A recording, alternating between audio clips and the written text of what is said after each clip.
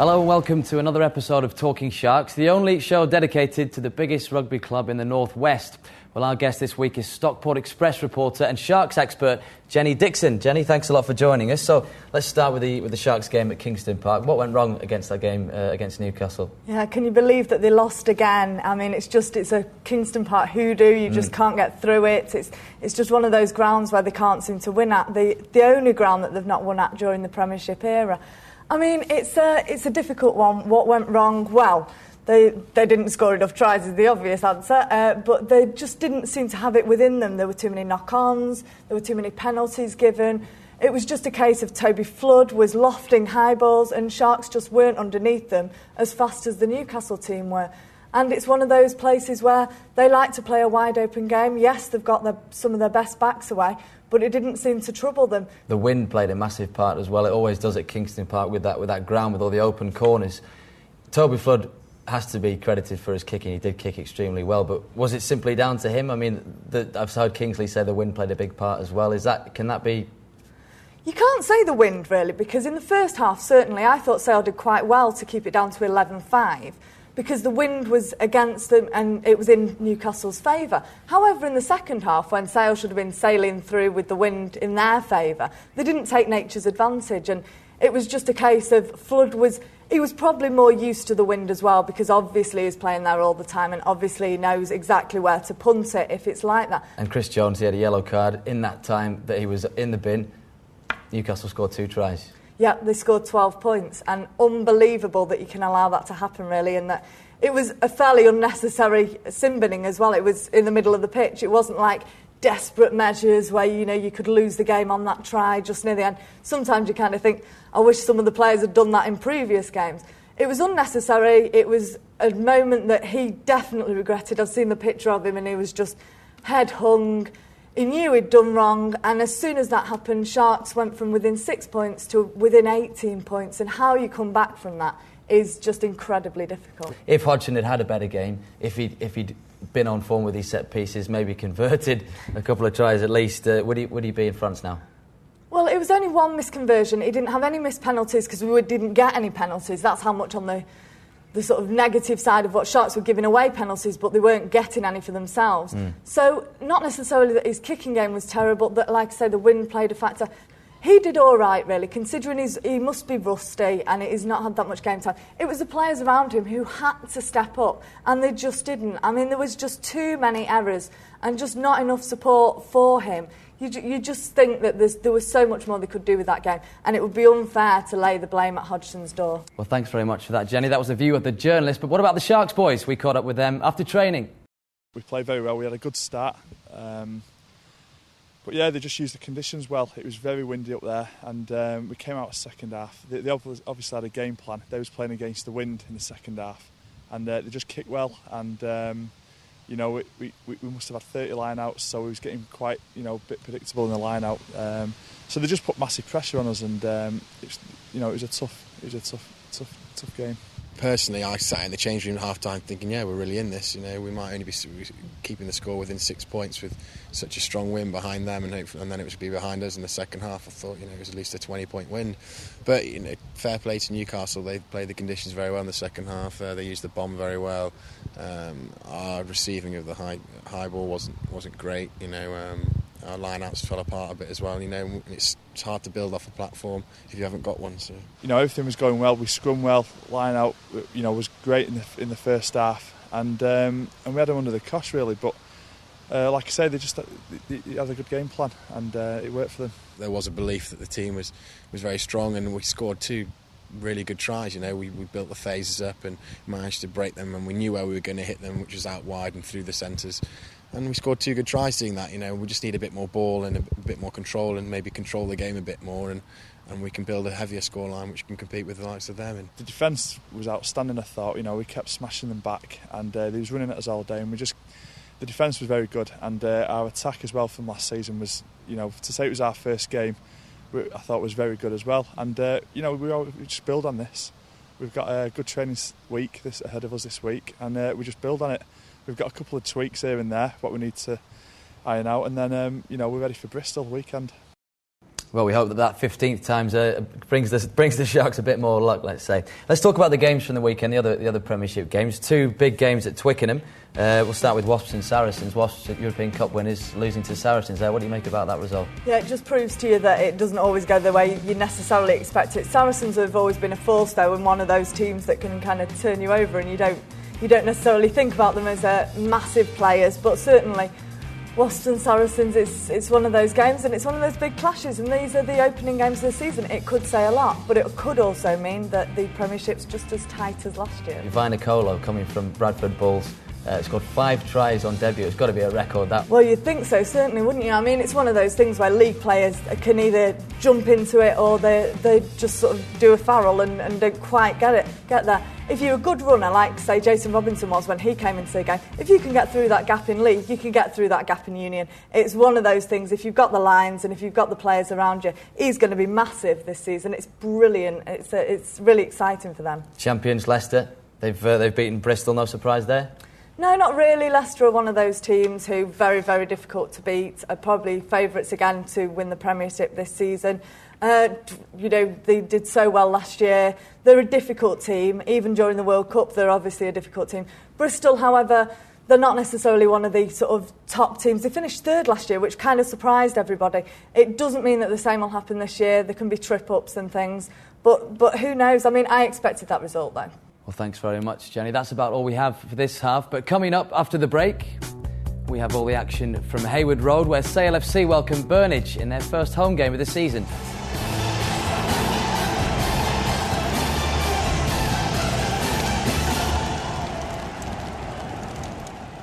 Welcome back to Talking Sharks. Last Saturday saw Sale FC welcome local rivals Burnage for their first home game of the season. All that action coming up. But before that, let's take a little look into the history of the Hayward Road Club. Sale Football Club was founded in 1861 and has had various homes in Sale.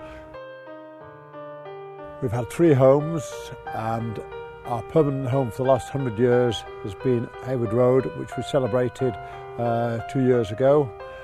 And in that time we've evolved from village football stroke rugby, because I think in those days it was a bit of a free-for-all between the local villages, Bowden, Northern, Longsight, Stretford.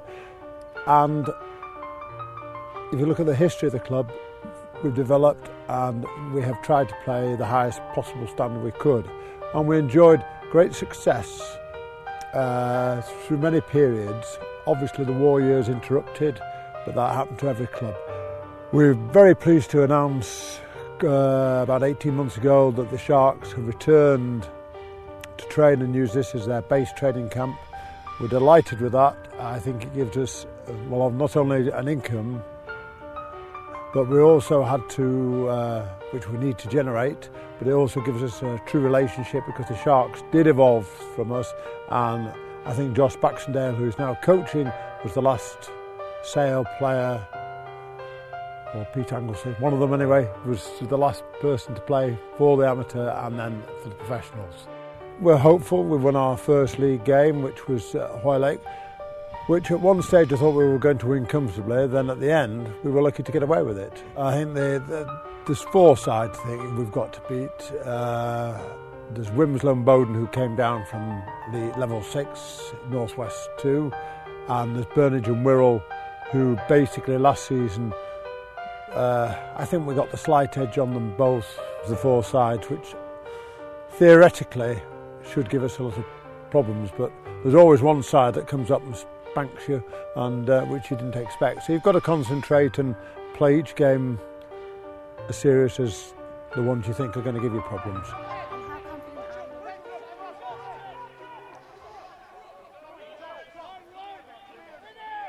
Burnage holding the ball, taking it forward, but there's a penalty. Held onto the ball too long.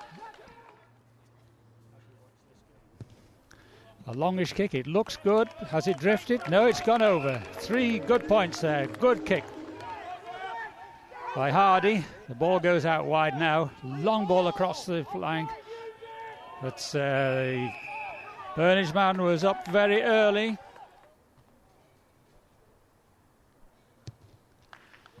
Another sound kick. So Burnage go left with the ball, but in fact they're over for a try. That's been well worked from the ruck and nearly by the post as he puts the ball down for the first try of this match. The winger comes in to help there as they jink inside. Scholes making his space up to his 22 of Sale. And from the ruck there is a penalty against Sale for hanging on to the player in the tackle. Successful penalty then does take the score up to 13-6.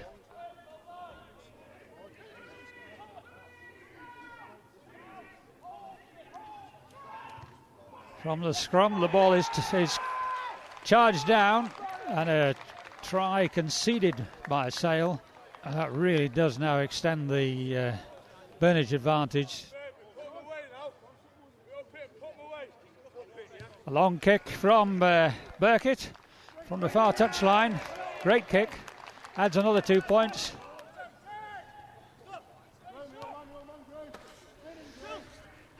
Sale trying things which really are not on. That was not really the best thing to do. A tap there in the situation they're in. They want the ball at the other end. Burkitt with the kick then. Just on outside the 22. Right-footed, good kick. Straight between the posts. 3 more points to Burnage.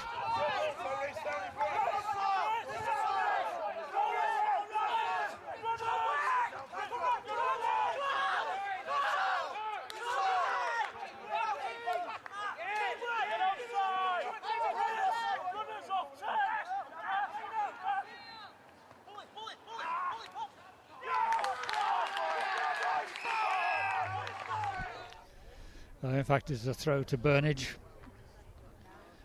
Again, well taken at the top of the line. Sale did not compete against them, so there's a big drive going on from Burnage now. Can Sale stop it? They're very close to the line, if not over the line, and a try is awarded. Ball taken easily at the top of the line. It wasn't challenged, and with their strong forwards, they push forward through Sale, over the line. What we've seen from there, Jenny, Burnage looking like a strong side. The game finished at 28-13. They've got relegated last season. What do you make of that performance there? I mean, it's one of those things, isn't it, where it's early days in the season, but Burnage are top at the moment and Sale obviously are in 7th. Now, the thing is about these sort of games is that was a team that Sale needed to beat, really. Burnage were the ones that they sort of were eyeing as big rivals for this sort of league. So what they had to do really was put in a performance there. I mean, it's not the end of the world, obviously, but it's good for Burnage to be sitting on the top, and they're obviously strong contenders in this. Well, they've got no better man than ex-Sale legend Pete Anglesey to really steer them in the right direction, have they? Absolutely. I mean, Pete has been one of those intrinsic figures to Sale's history. He's been there for such a long time and been involved, and he's just one of those people who, for Sharks as well as for Sale FC, he can bring a team up, and he knows what he's doing. His captain decides, so it's not like they need to worry about floundering now. What they won't want to happen is that last season they finished 4th, Sale did. Now, what they don't want to happen is to start losing games now, because then you're in a position where you're not challenging for promotion, which is what they're aiming for this season. Well, keeping on that Sale theme, let's talk a little bit about the Jets. I know Briggs, Cox and Hills all played against Newcastle, 3 former Jets players and who came through that academy. Who have you got your eye on this season for the Jets? I know there's a lot of talk about David Tate and Reece Jones. Are there any others? Are these the only 2 being mentioned? Well, no, not at all. I mean, the thing with the Jets is it's quite... they have a lot of guest players in. I was speaking to James Wade, who's the academy manager. At the Jets games, you might not necessarily see the hardcore of the academy. What the academy is an elite bunch of people. You will get guest players coming in, but there's a sort of strong group who are actually signed to the academy. Now, the thing about the Jets is that the ones who are signed to the academy, James Wade has a really good progression with. I mean, you've seen Magnus Lund, Charlie Hodgson, Dean Schofield. There's so many players who've reached international level who've come out from that sort of setup. And it's one of those. Salom Kouedi plays a lot for the Jets. I mean, he had a couple of appearances last season. Injuries sort of, got in the way a little bit. But they all had a bit of a chance last season, which they might not have had otherwise. Now, the thing about that is that if they've got that chance and these injuries don't come this season, they've got to challenge right now. And that's what I think some of these lads have got to look at, the Cox and the Tate and Hills. If they don't do it now, then it's going to be too late. Thanks a lot, Jenny. We'll see how the Jets do in that A-League. Well, now staying with the local scene, we once again asked the MEN Rugby Union correspondent Colin Griffith for ones to watch this weekend. One of the big games this weekend is going to be Lymm against Stockport, the two big hitters at the moment in North 2. Stockport relegated from North 1 last season. Lymm just missed out on promotion to North 1 at the end of last season as well. They've won both the first 2 games of the season. They've both scored a lot of points, and it's going to be a big game on Saturday up at Crouchley Lane. Manchester have got Wharfdale, that's a sort of Lancashire, Yorkshire mix there. It'll see how they get on. Manchester are doing very well at the moment. They were unlucky to lose to Liverpool at Waterloo over in Liverpool at the weekend. And Dave Baldwin, the coach there, has really got them moving. When their backs get moving, they're very, very good side. Macclesfield need a bit of luck at the moment. That they are struggling. They've lost the first 3 games of the season. They're picking up injuries, and you don't want to be doing that when you are struggling to get that first win on the board. They lost back row Rick Jones with a neck injury a couple of weeks ago. I don't think it's as serious as they first thought. They lost Simon Welsh last week with a knee injury, and they've also lost the prop Rob Bieniash, used to play for Manchester. He went off with a bad back at the weekend. And when you've got injury problems like that and you're not winning, it's easy for morale to slip right down. But I'm sure they'll fight back. They're a strong squad, so fingers crossed for Macclesfield. Hope they pick it up.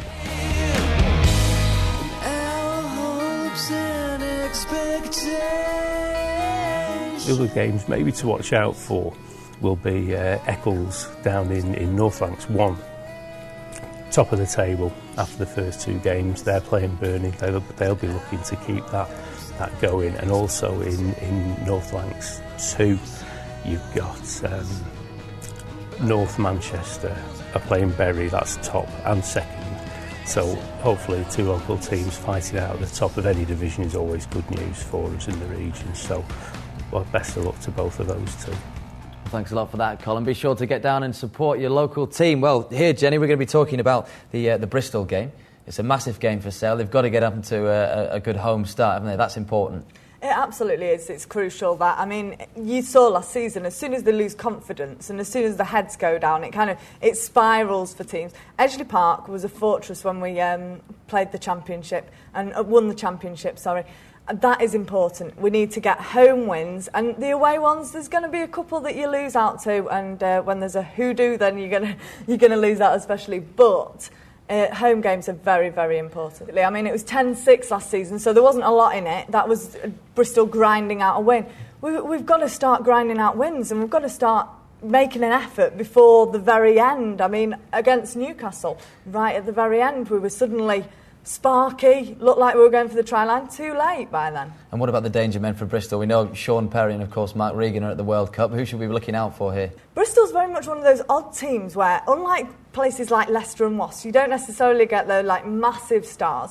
You tend to get the points spread around the team a bit more. So I think Bristol can be dangerous in any area, and we've lost 3 times out of the last 4 games, so you've got to be careful wherever you are on the park. And what needs to change for Sale after that performance at Kingston Park there? Obviously the result needs to change, but what needs to, in terms of players, people coming in, is there any one you can see that can put in maybe a more consistent performance? Oriel Ripoll looked good when he came on. He looked sparky. He looked like he had a few ideas. The backs just need to get some ideas, start running some lines. It's not always easy, but, sort of Oriel Ripoll is one of those players who can start off.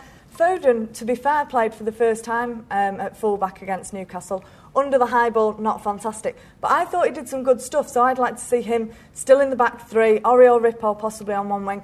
And Hanley does have the drive forward, but it's just you've got to be really careful on your defence and make sure your back 3 are going to hold them out for the tries. Of course, it wouldn't be a rugby show if we didn't mention the World Cup here. You've seen the game, 36-0, England lost there, no points on the board, slightly embarrassing. It's very embarrassing and totally a scoreline that you just wouldn't have expected. I mean, we're defending the trophy here and it's something that shouldn't have happened really. But they just didn't look like they were going to make anything of it. The one player who did was Jason Robinson, who he was making ground and then he'd get somewhere, he'd get totally isolated. He even did a pirouette at one point to check if there was anyone anywhere near him. And there wasn't, so he had to continue on his own. And Stewie Turner's been called into the England squad. Great news for him. I'm sure Kingsley won't be too pleased. Like I said, it's a bit of an odd one, isn't it, when your best players go to the World Cup? He would have wanted kept hold of him, but it's delighted for him, isn't it? Well, delighted in some ways, but he's there as precautionary cover. So it's one of those where it's not necessarily that good for either side, really. For Stu Turner, he might not be involved for Sharks, but he might not be involved for the World Cup either. So in some ways, losing him is desperate for Sharks, depending on whether he can come back or whatever. So. And what about Mark Cueto's exclusion? Was there any surprises there? I was quite surprised at that, actually, because he was a bit of a golden boy. He was scoring lots of tries when he first came into the England setup.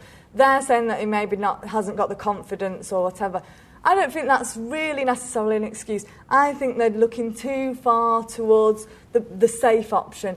You've got to give these lads who've got ambition and who really want to do it, you've got to give them the chance, because if you don't, then it's just going to be a case of it's going to be embarrassing and we're going to be dropping out before we should. Sebastian Chabal seems to be warming to the French hearts, and he's got 2 tries as well, hasn't he? Yeah, we've got to get used to sharing him now with the French, because before he came into Sale, wasn't really involved in the international setup and things. Philippe's turned him around from a bit of a... At first, Philippe said a lazy player when he first came in. He can sometimes look like he's not really driving forward, but sometimes those runs and those tackles, you can see the fear in the opposition's eyes sometimes. And he's good to watch when he's playing at his best. And 2 tries, I mean, that's great for him. I'm really pleased. He's a big man. There's enough of him to share, surely. Scotland, the 2 new boys that have come in the summer, Lawson and Lamont, they're on the score sheet as well, encouraging. Yeah, really encouraging. I'm pleased for them, definitely. I mean, Lamont looked really good. Talking about exciting backlines for Sharks, I just think he's going to come in. Rory, obviously, his brother, Sean, also plays Premiership rugby. He's going to come in. He's going to give it a bit of zest, and it's just going to... I think he'll be fantastic. Scott Lawson at hooker... I mean, scoring a try when you're at hooker, it doesn't always happen in the World Cup, so he's going to be he's going to be very proud of that one. Well, thanks very much, Jenny, and best of luck with everything you do. And let's hope Sale get a win at home against Bristol. Well, that's all we've got time for this week on Talking Sharks. Join us at the same time next week, where we'll have all the reaction from the Sharks' first home game of the season against Bristol, and even more action from the Manchester rugby scene. Bye for now.